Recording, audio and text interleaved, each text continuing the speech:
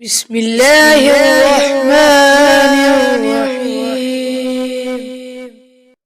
ناخن کس دن کاٹنے چاہیے اور اس کو کس دن کاٹنے سے منع کیا گیا ہے اور کس طرح کس ترتیب سے اسے کاٹنے کا حکم دیا گیا ہے۔ ایک اسلامی واقعہ ہے جو آپ کے ساتھ شیئر کرتے ہیں۔ ایک دفعہ حضرت علی رضی اللہ تعالی عنہ عشاء کی نماز کے بعد اپنے گھر کی طرف جا رہے تھے کہ راستے میں دیکھتے ہیں کہ ایک شخص اپنے ناخن کاٹ رہا تھا۔ حضرت علی رضی اللہ تعالی عنہ نے جب اس شخص کو دیکھا تو اس کے قریب آئے اور اس شخص سے فرمایا کہ اے شخص، میں نے اللہ کے رسول صلی اللہ علیہ وآلہ وسلم سے سنا ہے، جو شخص رات کے وقت اپنے ناخن کاٹتا ہے وہ تنگ دستی، بیماری اور پریشانی میں مبتلا ہو جاتا ہے۔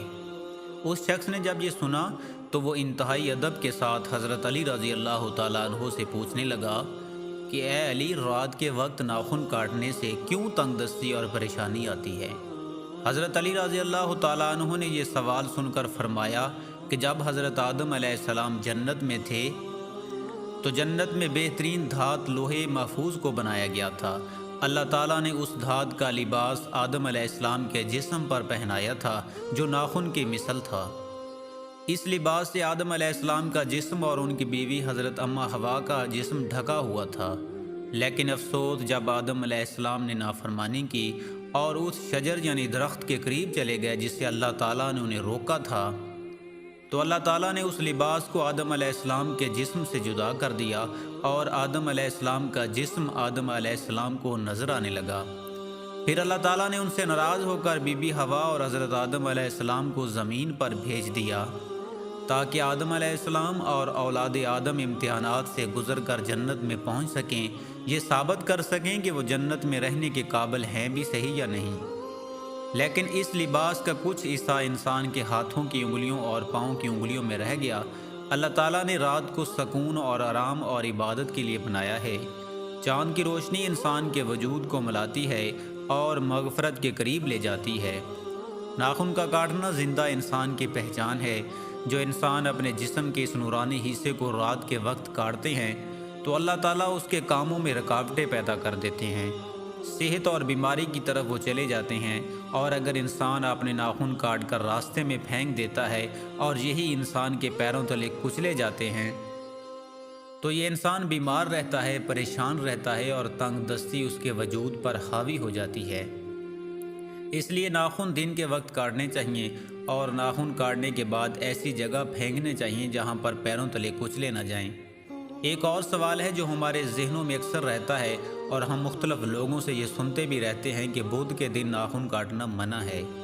تو اس کا جواب بھی ہم آپ کو دیتے ہیں کہ پیارے آقا صلی اللہ علیہ وآلہ وسلم نے ارشاد فرمایا کہ جو شخص بدھ کے روز ناخن کاٹے گا اسے برس لگ جاتا ہے۔ اس لیے بدھ کے روز ناخن کاٹنے سے اجتناب کرنا چاہیے، اس لیے کہ بدھ کے روز ناخن کاٹنے سے اجتناب کا حکم دیا گیا ہے۔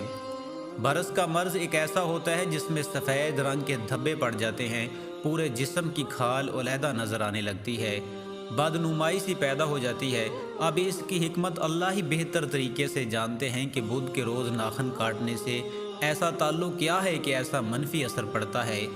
لیکن یہاں آپ کو یہ بھی سمجھا دیں کہ ضروری نہیں کہ بدھ کے دن ناخن کاٹنے سے ہی ایسا ہوتا ہے۔ بعض لوگوں کو ایسا نہیں بھی ہوتا، لیکن کچھ لوگوں کو ہوتا ہے، اس لیے بہتر یہی ہے کہ اس سے اجتناب کرنا چاہیے۔ تو ناخن کاٹنے کی سنت کے حوالے سے بھی بتاتے ہیں کہ دائیں ہاتھ کی شہادت والی انگلی سے شروع کرے اور اس طرح سے جو سب سے چھوٹی انگلی ہے وہاں تک جائے، پھر ہاتھ کے دوسرے ہاتھ بائیں طرف جو سب سے چھوٹی انگلی ہے وہاں سے شروع کرے اور انگوٹھے تک آئے، اور پھر آخر میں دائیں ہاتھ کے انگوٹھے کا ناخن کاٹے اور دائیں پاؤں کی جو سب سے چھوٹی انگلی ہے وہاں سے شروع کر کے انگوٹھے تک، پھر بائیں پاؤں کے انگوٹھے سے چھوٹی انگلی تک جائے۔ اس ترتیب سے ناخن کاٹنے چاہیے۔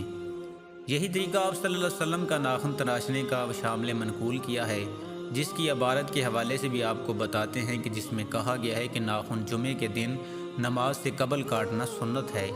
حضور پاک صلی اللہ علیہ وآلہ وسلم جمعے کے دن قبل از نماز ناخن کاٹتے تھے۔